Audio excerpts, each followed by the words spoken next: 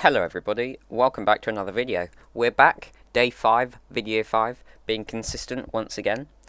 Today we're continuing the series of discussing each team going into Season 4 of the Overwatch League. And you know what?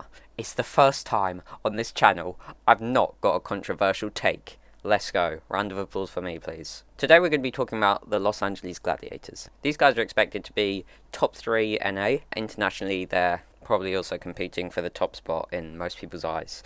Mine as well. They've now competed in 2 pre-season tournaments, the Valiant Winter Ball and the Steel Series Invitational. In both of these, the Gladiators looked very good. Don't read into them too much because it's not the actual season, but it's a great sign that these guys are winning where you need to be winning. They didn't struggle in either of these tournaments. They won them both. Steel Series Invitational was a more clear-cut, Gladiators should win this.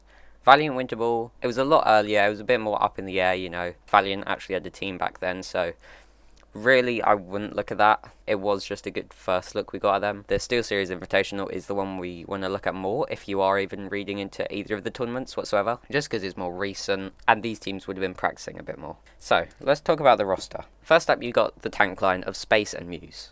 Now, Space has been consistent since the dawn of Overwatch League. No one really looks at him now as a top-tier off-tank, but I feel like this roster could change that. Space is solid, but he's not done anything that kind of shows us that he can go above and beyond and really be up there with Fury, with Choi, with Void. He's not really done anything like that, but I think on this roster, he really can prove if he is up there, if he is one of the best, or if he's just mediocre. Alright, main tank Muse. This guy is a god. He is without a doubt the most sought after main tank coming into Season 4. He absolutely dominated in contenders, and it was only a matter of time before he got signed to an Overwatch League team. It's very good of Gladiators to get this. He's coming in to replace OGE, who was definitely a weak spot last year. His monkey was good, but that was about it.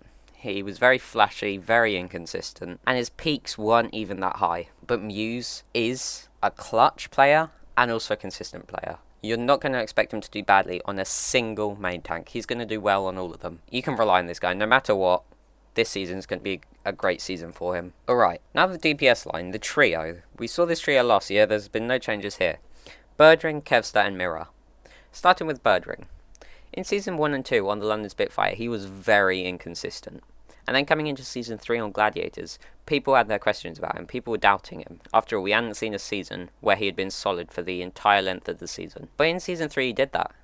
He obviously had the support he needed at Gladiators to constantly perform at top tier, and he looked very good. Birdring, I think you're going to be able to rely on this season. He will be making the plays. He won't be feeding. He's going to be doing great, no matter what you put him on. Now, Kevstar. This guy's got to be the best EU talent Overwatch has seen in a very long time. Kevstar is a god. From what we've seen of him playing, you'd have expected him to be a top tier player in Contender's career.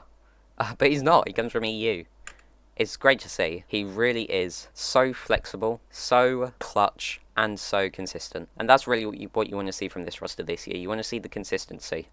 All these players have the ability to be clutch, so it really comes down to consistency. Are these guys always going to be able to be clutch? Are these guys not going to feed? Are these guys not going to make the silly mistakes? Which I think is very good to see. It's very good to see that these guys look like they are going to be consistent. Which is what they were missing last year. They were missing the consistency. They were missing the back-to-back performances. One day, they'd beat Shock. The next day, they'd lose to Boston, you know. It was really up in the air in Season 3. It was a coin flip last year, if they would perform or if they wouldn't. But going into the next year, going into Season 4, I think, you know, it's their time to shine. It's their time to prove people wrong and prove to people that they're not just a one-off. They're not just a fluke. They really can be consistently the best. Then you've got Mira. Mira was a strange one last year. His performances never were outstanding unless it was on the Doomfist. We saw him play every role last year. He played DPS, he played tank, he played support, you know, Brig, Zarya, and then obviously the DPS is what he's known for. He really is an extremely flexible player. It's really good to see a 3-man DPS line with Mira on it, because then you just let Birdring specialise on what he needs to specialise on, Kevstar specialise on what he needs to specialise on, Mira come in to fill the gaps.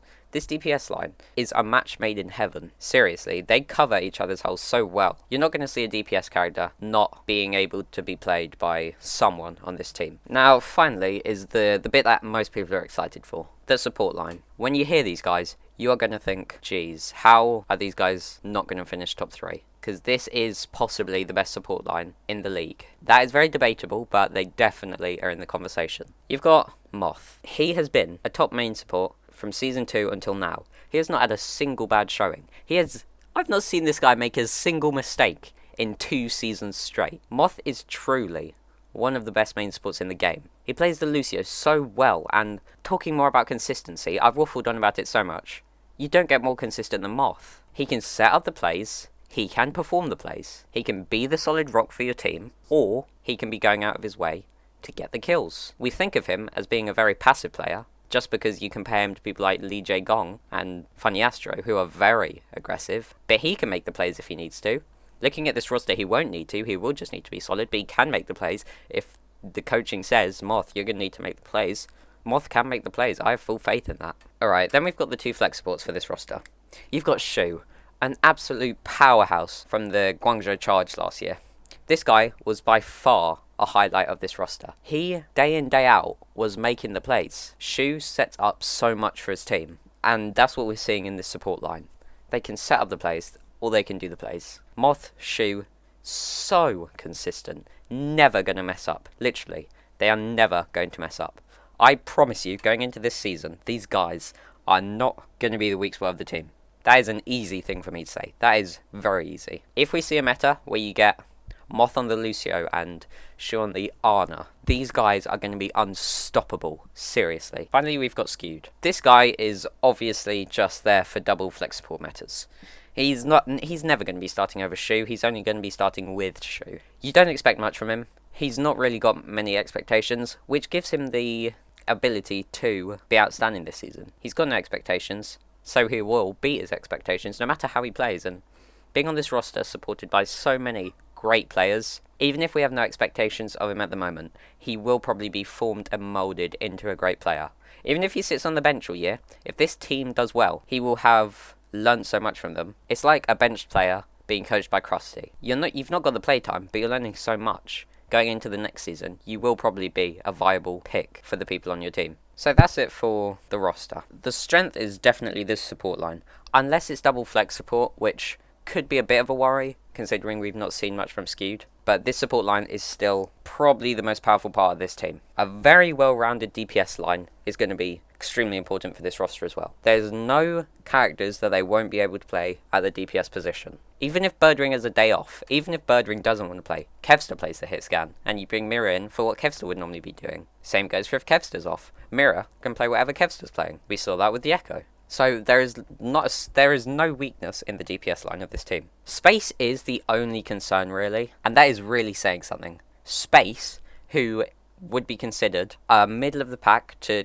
high tier player, is the only concern on this team. That is extremely impressive if Space is your worst player. That is really saying something. These guys are going to be hunting for number 1 in NA. Most people currently have them top 3, top 2. If they want this roster to have been a success, they want the number 1 spot in NA, which is very doable for them. This team reminds me of a new version of Shock, a mixed roster powerhouse, and I'm really looking forward to seeing it. Thanks so much for watching the entire video, it means a lot. Make sure you subscribe, like, comment and share. Comment down below what you want me to talk about next, any specific teams, any important matchups going into next season. Just comment it down below, I'm sure I'll give it a go.